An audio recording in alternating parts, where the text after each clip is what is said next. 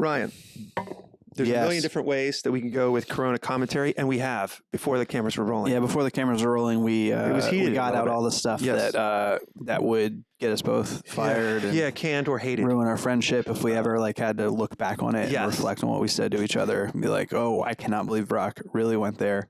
Right. Oh, And that's true. Ryan just But now we're going to put on the church face. bore up and under it like a sheep led to the slaughter and just took it. it's interesting that you're the victim in this.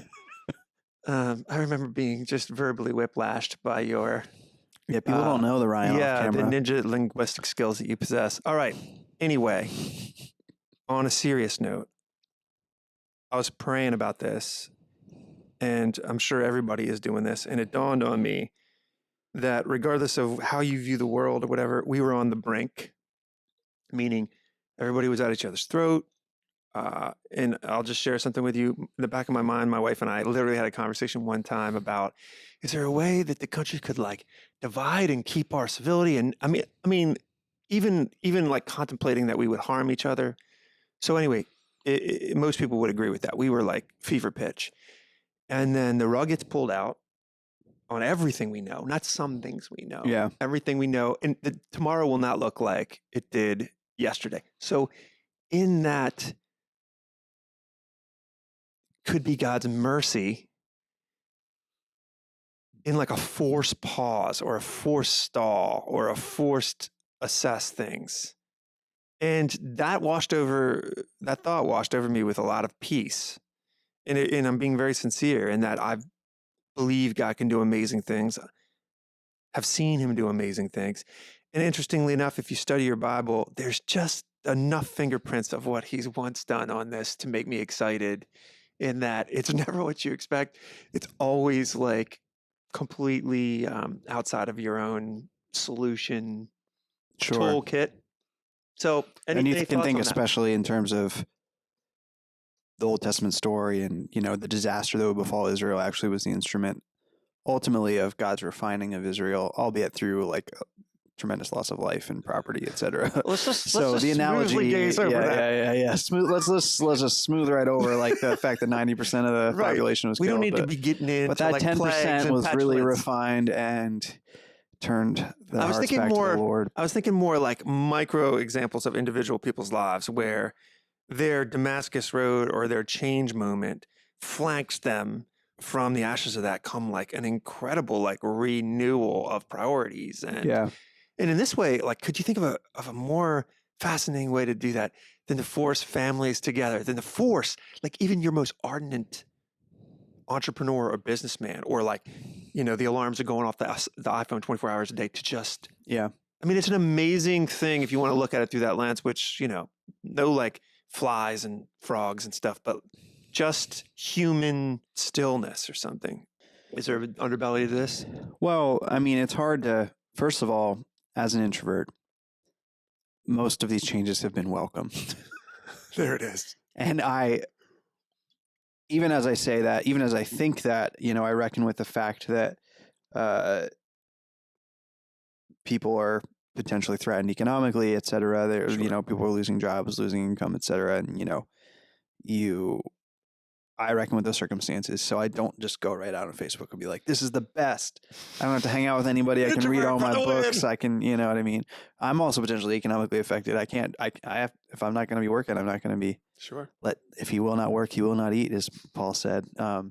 So that chastens me a little bit, but I do think given the context, keeping in mind and praying for those that are going to suffer through this time, there is a silver lining in the sense of rest, in the sense of being at home with family, in the sense that, like, you know, in one of my initial emails to volunteers when we were like canceling everything last week was, you know,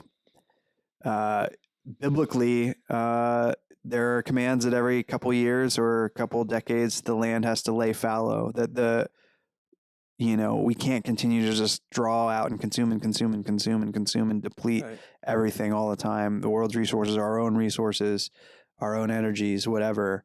The bill comes due eventually for that stuff. And so the rhythm that God ordained was, you know, Sabbath was this idea that literally the land needs to lay fallow and would be like, healed through that. I mean, we've literally seen that in like they've said like satellite projections of there's like dolphins swimming down like in like Venice and like in the creeks and stuff like that. Like it took literally 1 week of like the world stopping. So maybe so there is a silver lining in that. And for us as individuals, to be able to stop and rest and get off the treadmill for a second, what lessons will we learn? I want to be clear.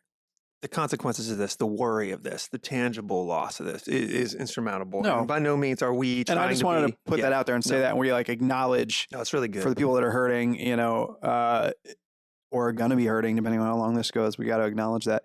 But at the same time, we can, with the benefit of quiet and introspection, recognize the pace of life that we were living prior to this was probably sinful. That's a strong word, but I stand by it. I mean, it was,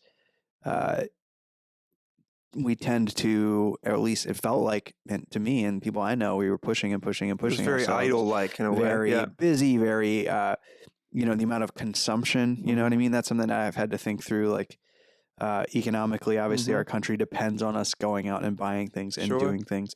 And there's a lot of good that comes from that, but reckoning with where's the balance? What does that do to us spiritually and mentally? I mean, I'm gonna get Wendy's when this is all over, but I might think a little differently about it. Right. Yeah. Well, okay. I just wanted to be clear.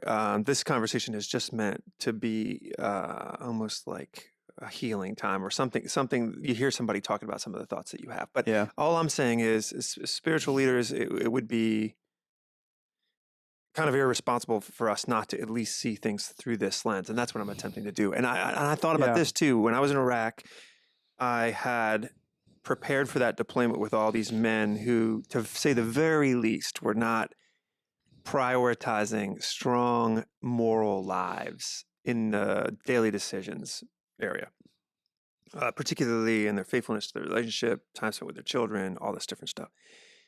You jump ahead even like 2 weeks in theater, and I was also leading some worship over there. Those same men were praying and looking internally. And that never left me, that this sort of bringing you to your knees is almost always the recipe for a heart change. It's unfortunate. Pain is pain nonetheless, and by no means am I glossing over pain, but it does seem very biblical to look at bending your knee to chest as a recipe for healing you, mind, body, and soul. Yeah. The first thing I thought of was culturally, I can't even think of anything else that would even do this. For example, we have never been more unified in our day-to-day experience as a nation than we are right now, as we're all just like, what is tomorrow going to bring? What am I going to do? My children are maybe arguably driving me crazy, whatever the case may be, right? We have something in common again. The last time I experienced this was, after 9/11, those first couple of weeks. And, you hear stories about what was happening in this country during World War II, especially, or something that, everyone was mobilized and pointed in one direction. We literally were lifted out of economic squalor by just like this, war initiative. And there was a strong sense of communal identity and having all things in common and a unified goal. I mean, there's two different things here. So there's the individual and the cultural. Individually, like we can grow through suffering. We can grow through. This is something I'll talk about on Sunday in my sermon. But just like having our freedoms and choices restricted. We're so used to like. On me, full disclosure. We're so used to. Yeah, you love freedom, right? Big time. Yeah. You have a tattoo of an eagle with like a AR-15 in one hand. Perhaps I don't have the that. Bill of Rights in the other. But like, to not just be able to do what we want to do, right? To be told by someone else, like stay home, to not be able to just go down the street to the restaurant or play Dungeons and Dragons or whatever it may be. I mean, who wants to do that? Who would do that? I mean, are we talking about this figuratively? Can't even just do that. And it's not the same to do it by Skype. You just need to be really It's present. not the same. You have to be present in the same room with someone while you're imagining Yes. fantasy scenarios. So anyway, there's that level of it. There's that level of what does God want to do to us in our suffering, and then, like you said, there's the cultural level, like what's happening to us as a people. And then there's the as we undergo fascination of this. what could happen. And I think that's what gives me a lot of peace is that if you Culturally, you trust, mean? if you trust God, he will surprise you in like how you look back on this. And I think that's very hard to do in this moment. I mean, I I was think just so. talking to husbands that are like, I have no plan for how I would feed or pay or whatever. Like, it's very hard, full disclosure, for a man leading a family financially, if you're the one, to look out a month and literally see nothing but question marks. I mean, that is an agony that cannot be thoroughly spoken of. But at the same time, brings you to your knees, humbles you. I see the Beatitudes all over that. I see the fruits of the Spirit all over that. And all I'm saying is, it washed over me as an opportunity to see him do something amazing. And as the church, to not at least put that in the mind of our church families as definitely a possibility. I would argue a likelihood. We will not look the exact same way after this.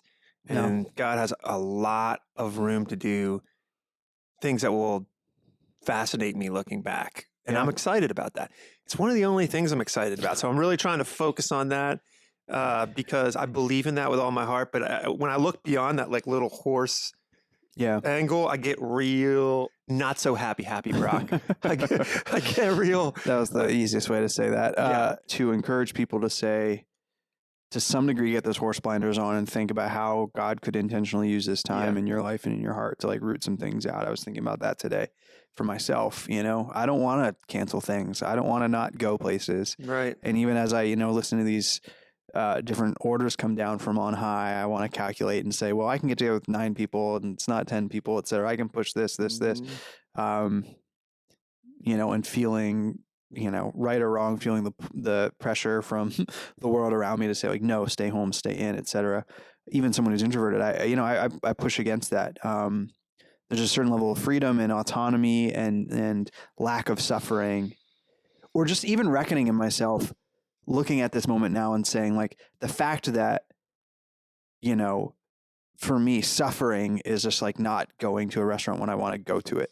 It's a good point. Is crazy. That illuminates the degree to which I am just like a sinful, terrible person. Got its grip on you. Like, why isn't Funk's open right now? Or why isn't this or that? Or, I was really excited for Dungeons and Dragons and the NBA, or I was really like excited for, I actually was not excited for the NBA playoffs because the Sixers were like headed in the wrong direction. So this was a godsend, but I mean, clearly that's what it's all about. The fact that like these stupid things are like that, this is considered suffering for me. Like, and that's something for all of us, that to the degree that there's a thing in your spirit that's like, this is stupid, I shouldn't have to do this. Right. Putting that in perspective, that's something that and you can run with that point too, because there's so many ways that we're just blinded to edification and change and things that are just the roots are just deep. And it's almost like this whole scenario, this whole like thing, this whole movie that's playing out like before us is ready-made to sanctify an individual. It's almost freaky in that way. Like when I look at what it's forced a guy like me to have to just spend time thinking about, just that alone. Yeah. There's that. Guys like you, a little more introverted, probably do that naturally, but you can take your disposition, lay it over the circumstance, and find tons of opportunities you would have never otherwise had. I'm fascinated by that. It seems so divinely placed in that one way. The last thing I would say about it that I thought of was unity of God's people, unity of your community, your neighbors. I think that's the next wave of this that gets forced on you. And that will break bones and reset them too, because we're not used to depending on other people, talking to other people, interacting with them, needing them. That's totally God's kingdom way. That's about to come right down the freight train to us, because I don't understand how we would get through this without teaming up and understanding the needs of the other. And if we choose not to do that. And again, this is a cheap comparison that shouldn't be made. But like when you look at the persecuted church or something like that, and you consider why like these movements where the church is being hunted down and killed, or where just in general the conditions aren't ripe for Christians to flourish, that the church is more like vibrant and alive, and Christians are more vibrant and alive than by far than anything we experience day to day Totally here. true. Yep. Yeah, obviously, why? For this reason, right? Like you said, even these circumstances, which are relatively painless, I would say, Right. are driving us towards personal sanctification, or driving us towards relying on others. Right. You know, relying on to the degree that we can't just continue to eke out these individual lives, isolated, only relying on, not relying on people, and only really engaging with people when we want to, Right. on our terms. Not inconveniencing ourselves. Not, unless it's inconvenient, right? But to now need others financially, let alone, you know, relationally, and for emotional support. Anyways, It's a middle ground tack between like, this is just a catastrophe and the worst thing ever, and nothing's going on, it's totally fine, or thoroughly spiritualizing it. thoroughly spiritualizing. And I hope. I think when you think, but I think Yeah. when you look biblically and you think about what the Jewish people went through and what Christians went through, suffering's bad. The coronavirus is bad. Everything, the economic repercussions are of bad. the response, all of it is bad. It just is. Let's call a spade a spade. We let's can call still, God's people to think. we can and still not just within that feel. and say paradoxically that even as we say that suffering is bad as Christians, we also recognize for whatever reason that suffering is a unique opportunity for growth that doesn't come along every day in our day to day. And there's nothing wrong with being excited in the midst of all this real pain. There's nothing wrong with being excited about what a God like ours can do in this situation, both Yeah. in our own hearts, in our community, in our churches. And I would we make see the the case, disciples in the book of Acts like rejoice that they were like Yes. counted worthy of suffering for and him. these verses are going to take on new life for us. And And we're not suffering. Right. In another month, maybe. Well, but even roaming that's packs of dogs. that's the sanctification, is recognizing like, oh, this is suffering for us. We are. And if you're watching this right now and you're saying like, I am suffering, I don't know where my food's coming from. We're Yeah. not trying to hurt you. with And our also words. send an email or a Facebook message to the church and talk with us, and we, Yeah. you know, or Ryan will specifically mobilize wants that email. directly to me. No, it's important, the disclaimers, though, because it's a sensitive time. But again, I don't think it's harmful to turn No. our attention to these true No, attributes of I our agree. God. I agree with you. And Right. we're ping ponging back and Yes. forth between these things, but that's because there So is a sensitive. long-standing tension, not just because it's sensitive, but it is kind of paradoxical and weird. You know, the relationship of Christians Yeah, to it's a good suffering, point. it's always been that way. You know, how we don't relate wanna to romanticize it. suffering has always kind of been like a, you know, there is always that ping pong kind of. Yeah, you know it's a what I good mean? point. Yeah, yeah. We and you praise definitely go God off the road. praise God for what happens through the witness and ministry of the martyrs, but we don't necessarily like desire martyrdom or would Right. have wished that upon Well those said, people. very nuanced. But let me paint a very, very rosy picture to end this. Do it. Okay. We're brought to our knees for a short period of time to assess ourselves individually, Yeah. community, our nation, our globe. We find that, what do you know? Our children are pretty cool. And what do you know? Like maybe like pulling the weeds in my garden or whatever is pretty cool. And not looking at spreadsheets for like a week is pretty cool. And we heal. Internal gardening happens and we're edified. That's a very concise way to look at it. And we recover. We're a different people. We're a stronger people. We're better as individuals, fathers, mothers, sons, daughters, friends, etc. And it's the most merciful way to teach us that lesson out of all the options. And if that is the case, and I'm just going to say that I hope that it is, isn't that a merciful way to teach a lesson? And then ironically enough, you get your cake and eat it too. And I know I'm painting a rosy picture here, but is there not even like a possibility that that's what's happening? And I marvel at that. Like, I think I couldn't have thought that in a million years. You literally send everybody home from work at the same time in a hardcore market-driven. Except for us, ironically enough. The clergymen never get the break. If we're going to cry crocodile tears, I certainly think we're worthy of them. I mean, it can be argued either way that Ryan and I even work. I mean, this word "work" is very. This is fluid. really called into question for me. Yes, it's like, very fluid. Like what is it that you say you do here?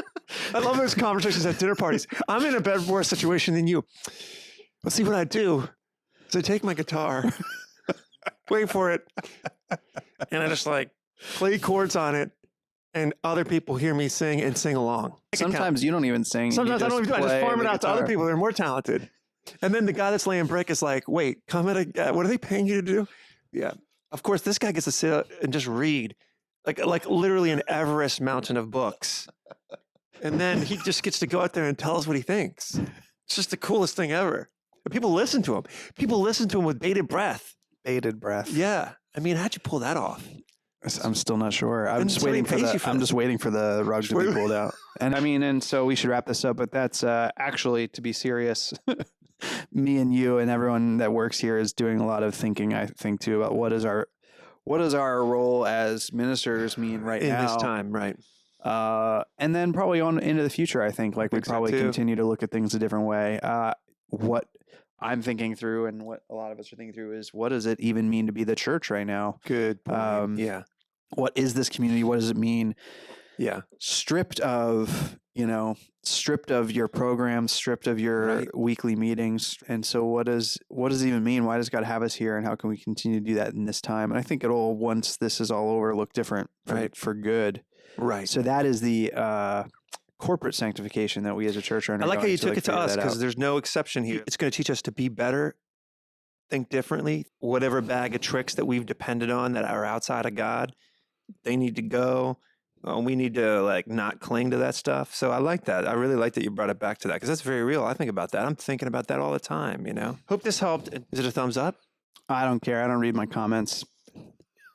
That's also not true. I totally do. So please don't say. You just comb over them. Please don't say anything mean because it'll destroy me for days. Tissue paper, Ryan. I have so much work to do.